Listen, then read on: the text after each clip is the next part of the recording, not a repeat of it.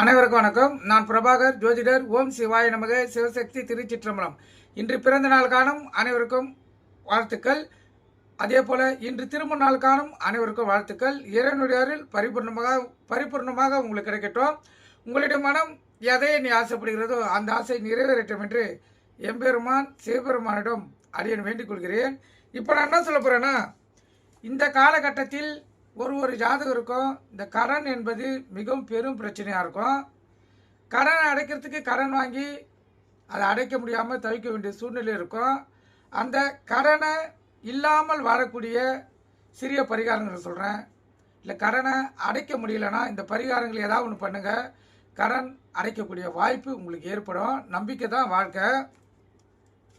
இப்போ கடன் பிரச்சனை தீர தினமும் காலையில் யோக நரசிம்மர் அல்லது லட்சுமி நரசிம்மர் படத்தின் முன் அருகில் நெய் அல்லது நல்லெண்ணெய் தீபம் ஏற்றி ரூண விமோசனமான ஸ்தானத்தில் பாராயணம் செய்து வந்தால் எல்லாவித கடன்களும் அடையக்கூடிய வாய்ப்பு ஏற்படும்.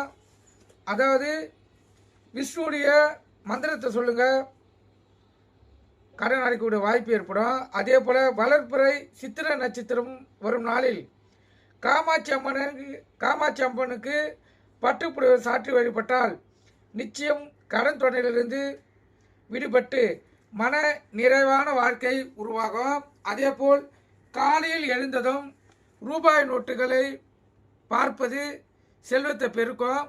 ஒவ்வொரு வெள்ளிக்கிழமை என்றும் காலையில் குளித்த பின்பு உப்பை ஒரு பாத்திரத்தில் போட்டு வீட்டில் மகாலட்சுமிக்கு பூஜை செய்து வர பணத்துக்கு குறையே இருக்காது.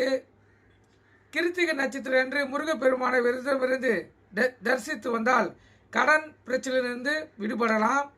செவ்வாய்க்கிழமைகளில் விரதம் இருந்து அருகில் உள்ள முருகன் சன்னதிக்கு மாலை வேளையில் சென்று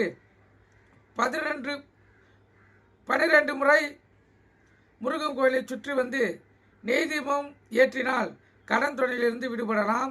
ஒவ்வொரு வெள்ளிக்கிழமையும் காலை குளித்து பூஜைகள் செய்து அருகில் உள்ள மளிகை கடைக்கு சென்று மகாலட்சுமியை வேண்டிக் கொண்டு கல் உப்பு வாங்கி வந்து உப்பு பாத்திரத்தில் போடவும். அதை ஒவ்வொரு வாரமும் செய்து வர வீட்டில் மகாலட்சுமி வரவுக்கு குறைவே இருக்காது. வெள்ளிக்கிழமை காலை 5 வெற்றிலை, 5 கொட்டைப்பாக்கு, 5 1 ரூபாய் நாணயம் அனைத்தும் பூஜையில் வைத்து லட்சுமி வழிபட்டு பின்பு அனைத்தையும் ஒரு தாளில் மடித்து வைத்து பின்பு அடுத்த வாரம் இதே போல் செய்யும் போது